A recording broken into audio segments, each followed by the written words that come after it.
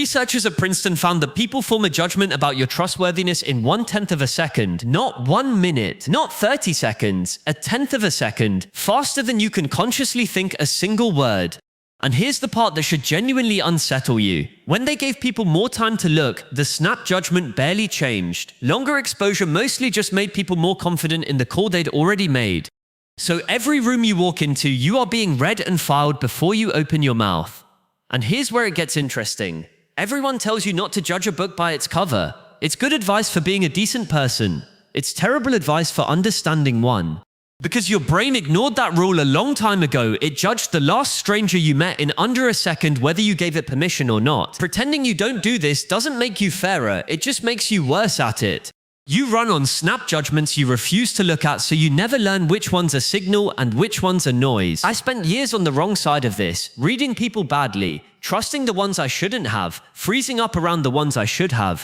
So I went deep, read the research, studied the behavioral science, talked to people who do this for a living, and what I found changed how I walk into every room. Because the truth nobody tells you is this: you're already reading everyone. The question is whether you're listening or talking yourself out of what you see. Let me show you exactly where to look. Start with the thing your brain is already doing, because once you name it, you can trust it on purpose. Psychologists call it thin slicing. It's the brain's ability to take a tiny sample of behavior, a few seconds, and draw a read that's shockingly accurate. In one famous study, researchers showed people silent video clips of teachers just a few seconds long and asked them to rate how effective each teacher was.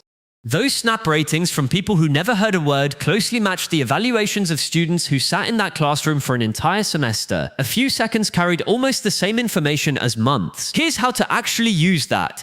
The next time you meet someone, notice the very first impression that lands before you start reasoning about it. Not the story you build a minute in, the flash. Safe or not safe, open or guarded. That first read is your brain compressing thousands of microsignals you'll never consciously catalog. It isn't always right, but it's data, and most people throw it away because they think being fair means ignoring it. Don't ignore it. Note it, then keep watching to confirm or correct it. Your instinct is the hypothesis. The next 30 seconds are the test. Now, here's the bias running against you in those same seconds, because reading people well means reading yourself too. There's a glitch in human perception called the halo effect. When we notice one positive trait in someone, they're attractive, they're well-dressed, they have a warm voice, our brain quietly assumes a whole cluster of other good traits comes with it. Smart, kind, competent, trustworthy, none of which we have any actual evidence for yet. It runs the other way too. One off-putting detail, and the brain colors everything else darker. The reason this matters, the halo effect is the single biggest source of bad first reads. It's why people get charmed by con artists and overlook quiet, decent people standing right next to them. So when you feel an instant glowing pull towards someone you just met, pause. Ask yourself a blunt question. What do I actually know versus what am I assuming because of one thing I noticed? The most accurate reader in the room isn't the one with the strongest gut. It's the one who knows which of their reactions to distrust. Now let's get to what they're showing you, whether they mean to or not. People manage their words. They rehearse what they'll say, they pick the polite phrase, they perform the version of themselves they want you to buy. But the body runs on a slower, more honest channel, and it leaks. Psychologists call it nonverbal leakage, the true feeling escaping through a gap the conscious mind didn't think to guard. Watch for the mismatch. The mouth says one thing, the body says another. A smile that arrives a half-second too late, after the words instead of with them. A nod that's slightly out of sync with what they're agreeing to. Shoulders that stay tense while the voice stays friendly. You're not looking for any single tell, that's a myth. You're looking for incongruence, the moment the two channels disagree. When someone's words and body line up, you're getting one consistent signal. When they split, the body is almost always the truer one. The words are what they decided to show you. The body is what slipped out before they could.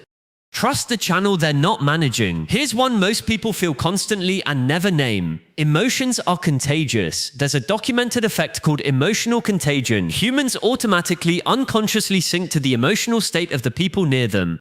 It happens in milliseconds through micro-expressions and tone and posture far below the level of conscious thought. You catch a mood like you catch a yawn. This gives you a quiet superpower in the first 30 seconds. Your own body becomes a read.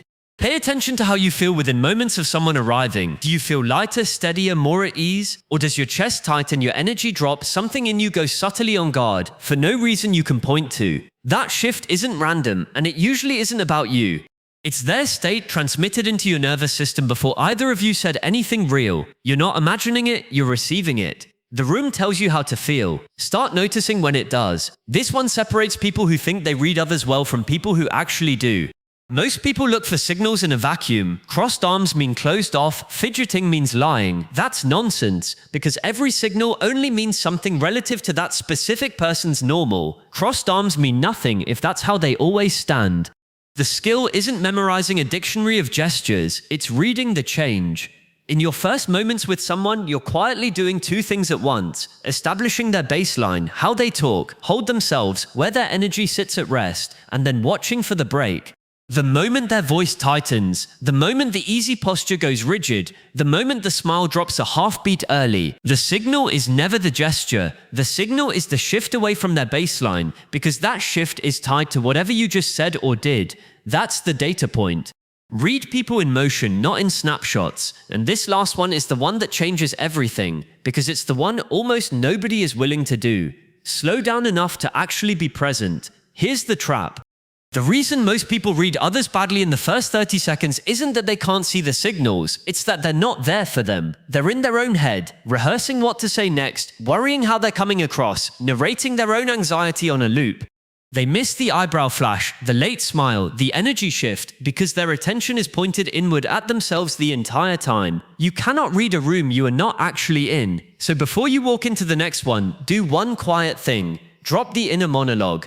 Stop managing your own image for 3 seconds and put your full attention on the person in front of you. Watch them like they're the interesting one, because the moment your focus turns fully outward, every signal we just talked about becomes visible. Not because you got psychic, because you finally stopped drowning them out. Presence is the whole skill. Everything else is just knowing what presence reveals. Years of getting this wrong, trusting the wrong people, freezing around the right ones, walking away from rooms with the nagging feeling I'd missed something. All of it changed when I understood one idea. I was never bad at reading people. I was just overriding the read. Talking myself out of what some quieter part of me already knew because I didn't trust it and didn't know how to check it. That's the real shift. Not learning to see something you couldn't before. Learning to listen to what you were already seeing and to test it instead of ignoring it. Because here's the truth, people show you who they are in the first 30 seconds constantly, whether they mean to or not. The signals are always there. The eyebrow that lifts, the body that disagrees with the words, the energy that fills the room before anyone speaks. You were just never taught where to look. Subscribe, because once you start seeing this, you can't stop. And there's a lot more coming that will change how you read every room you walk into.